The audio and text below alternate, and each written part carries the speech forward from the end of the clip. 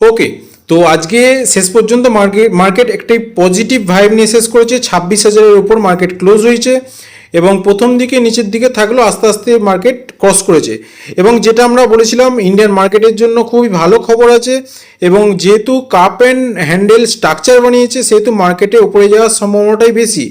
এবং যদি 26,300 একটি ভলিউমের সাথে ব্রেকআপ করে তাহলে কিন্তু ব্রেকআউট দেয়, তাহলে কিন্তু মার্কেট আস্তে আস্তে উপরের দিকেই যেতে থাকবে এবং মার্কেটে আবার আপট্রেন্ড শুরু হবে। এখানে শেখার একটা বিষয় হলো যে মার্কেট যেহেতু এখন আবার আপট্রেন্ডে চলে আসবে, তাহলে কিন্তু স্টকগুলো আস্তে আস্তে মুভ করবে।